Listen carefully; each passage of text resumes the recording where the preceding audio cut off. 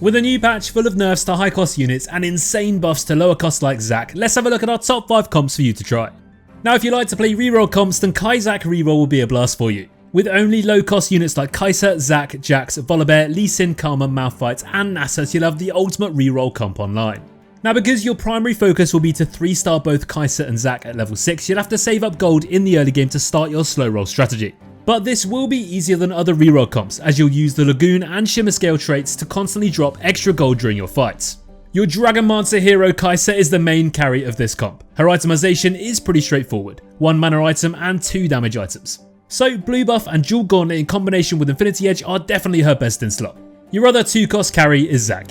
As a tank, he loves belts and chain vests, so giving him Warmog's armor, Ionic Spark and Bramble Vest will be your best bet. Since you'll stay at level 6 for your entire mid game, chances are high that you'll also hit the other 2-cost 3-stars like Jax. You can always use him as your tank backup with something like a Sunfire Cape for some form of anti-heal. If you have found your 2-cost 3-stars, the only other unit you can consider throwing items on is Volibear, but he is your last priority. For augments, try to focus on combat ones such as Featherweights, Preparation or something that helps you hit your 3-stars twice as fast like Trade Sector. Before we do move on to our next pick of the new patch, make sure to check out the links in the description for full guides for every single one of these comps. Next up we have a composition that'll kindle your little legends in a flame.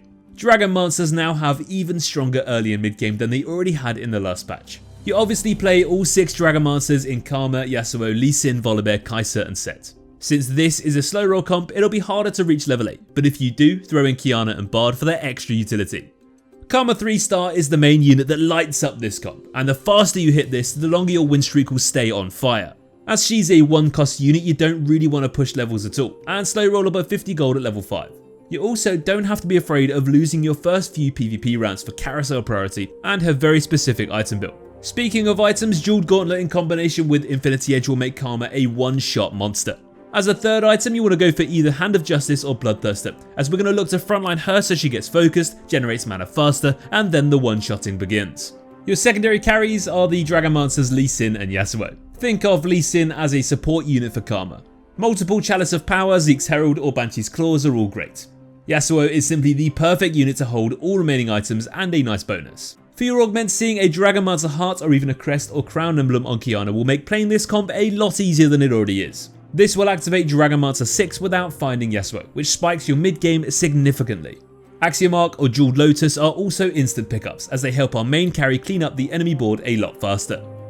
The ultimate dragon duo and Jade Whispers, Xiao Yu and Saifen will most likely dominate the meta for another patch. The final comp consists of Xiao Yu, Saifen, Pantheon, Jace, Gnar and Jax. It is a default leveling comp, meaning it doesn't rely on any 3-star units. You use an AD item holder in the mid game like Nidalee before stabilising with a copy of your main carries Xiao Yu and Saifen in stage 4. Talking about your Jade and Whispers dragons, as AD melee carries, they both need very similar items. Bloodthirster is essential, or else they can't survive for long enough. Titan's Resolve works on the two just as well, although Xiao Yu really wants that Edge of Night too.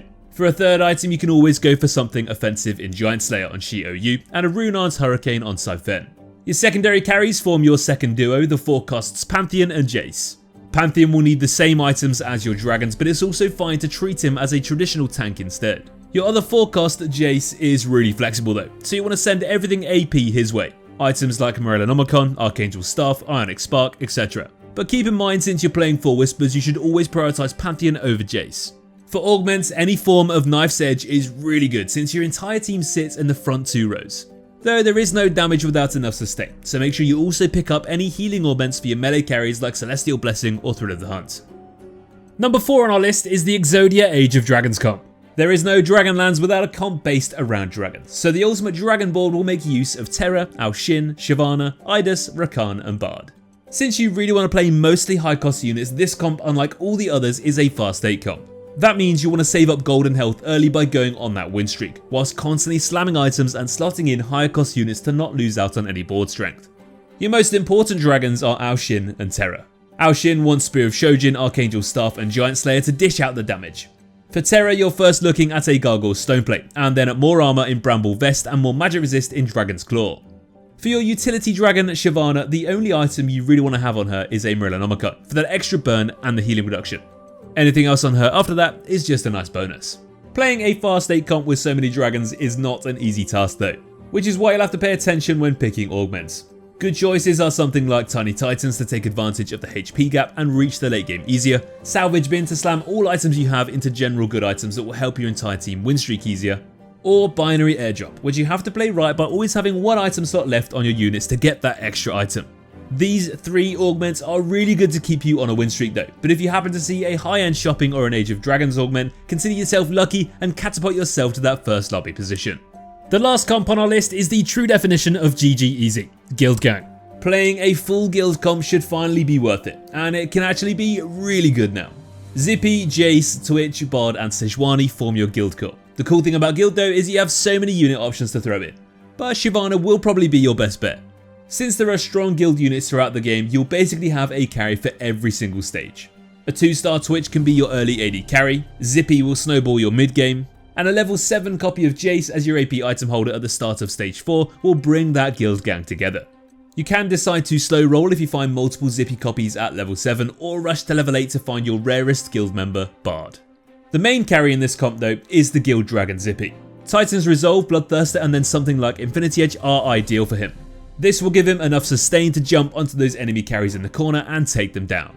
Jace is your perfect AP item holder, so throw everything with a rod and a tier like Morello's Archangel Staff and Rabadon's all his way.